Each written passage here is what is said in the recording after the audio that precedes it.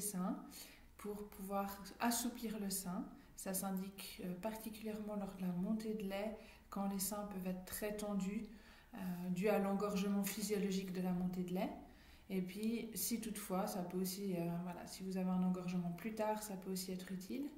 Et ça peut être utile déjà pour aider à drainer le sein et puis à le vider, ou à l'assouplir juste avant que l'enfant vienne au sein, pour que l'aréole et le sein soient moins tendus, puis que l'enfant arrive plus facilement à attraper et à téter.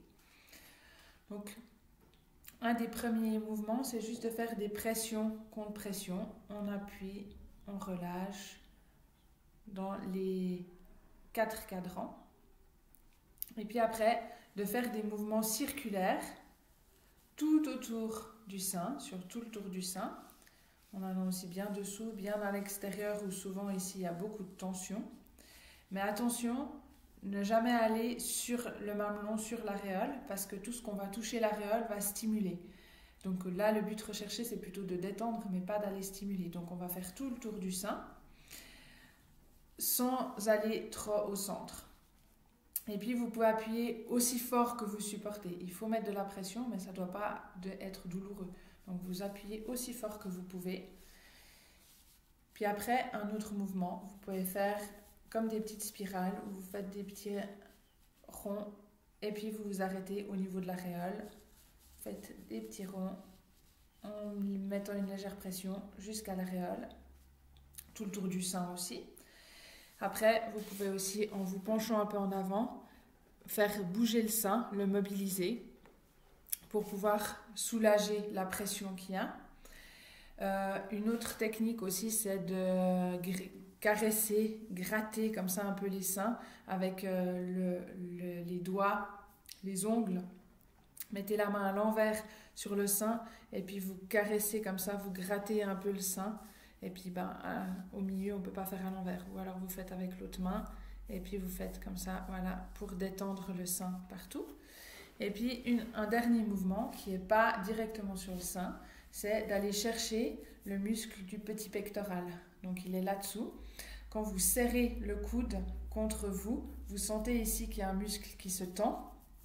Et puis là, vous venez passer votre pouce sous ce muscle-là, comme si vous voulez le prendre comme une bretelle de sac à dos. Vous venez passer votre pouce là-dessous et puis là, vous venez masser ce muscle. Et des fois, quand les seins sont tellement tendus, ils sont douloureux et on n'ose même pas aller les masser. Et ici, par contre, on n'est pas directement sur le sein, donc on peut venir détendre. Et en fait, le petit pectoral, il se tend aussi lors de l'engorgement. Et quand il est bien détendu, il détend aussi l'artère nourricière du sein qui passe sous la clavicule, là. Et puis, si le petit pectoral est tout tendu, l'artère nourricière est comprimée et le sein se draine moins bien. Donc, en venant drainer là-dessous, vous venez libérer toute la tension et puis aider le sein à juste être plus fluide et que le lait puisse s'écouler de manière plus harmonieuse.